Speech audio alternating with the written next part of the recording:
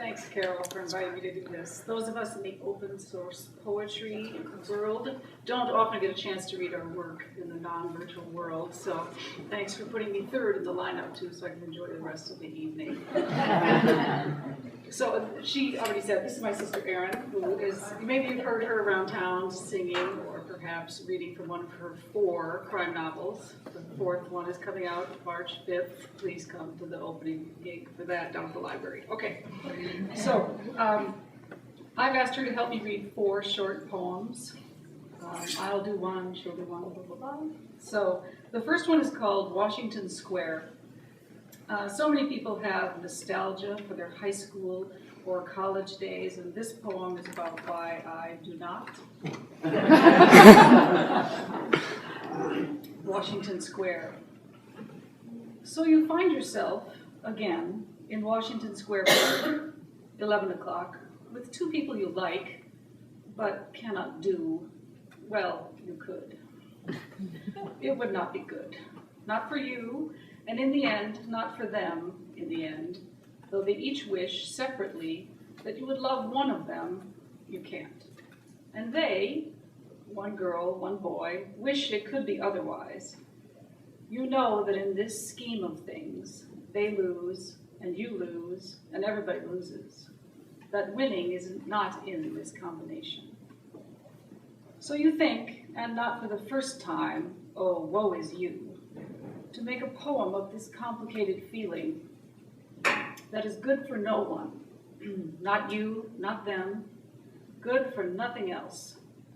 Poetic hash can be served up from this mess, slashed out of bad and partial meshing into an elegy. But you wish that this mess, this meshing, only partial, mind you, could be spared you. Oh, total meshing, when will you appear and cure and snare and make this mess, this hay worth making?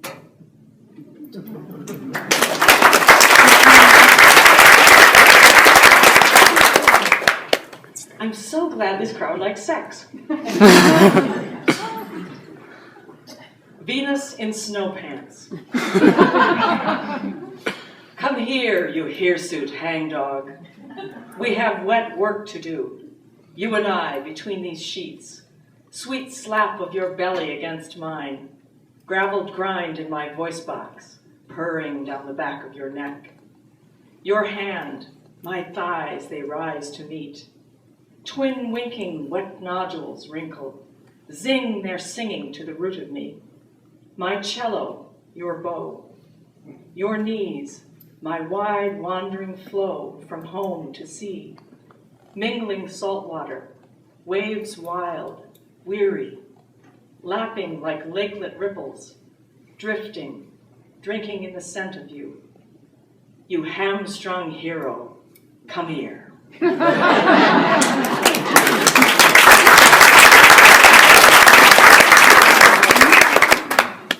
So I just want to point out that wet work is the CIA Black Ops term for torture and assassination, but that's not the way I wanted to use the term. This next one is called Memento Mori, inspired by those old master paintings of saints like St. Jerome, always shown seated at a desk, skull in plain sight. Memento Mori. I see you've noticed the skull. It was his idea. After donating the brain to Princeton, it was picked clean by beetles at the Science Museum, sawn in half, hinged, fitted with this hook. I could keep things in it, old keys, rubber bands, paper clips, worn erasers, but I won't. Yes, I talk to it. The teeth still seem to be him. The rest, not so much. Some people find it creepy, but to me it's comforting, this part of him that thought and ate and talked, above all talked. I'm still honing my thoughts against his head as a whetstone, imagining his jaw dropping, his eye sockets thrown to the sky, his laugh filling the whole room, any room.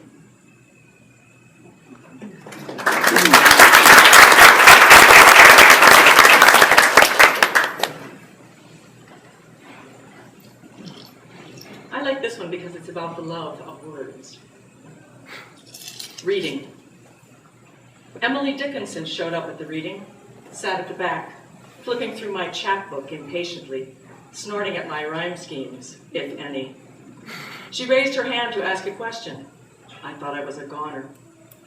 Then Walt Whitman started arguing with Allen Ginsberg in the back of the room. I slipped out the side door and found a stool next to Frank O'Hara at Grumpy's. We exchanged favorite words for a while. Palimpsest, burl, sesquipedalian, inkling, peon, lachrymose for me, celluloid, monolith, contiguous, vermin, tirade, catapult for him. Also exclamation points in the middle of lines. We tossed the last shot of bourbon down our throats at the same time, threw an arm around each other, and burst into tears at the beauty of it all. And then, through that sheen on our cheeks, we began to laugh. Hydrophobia, I said. Maelstrom, he said.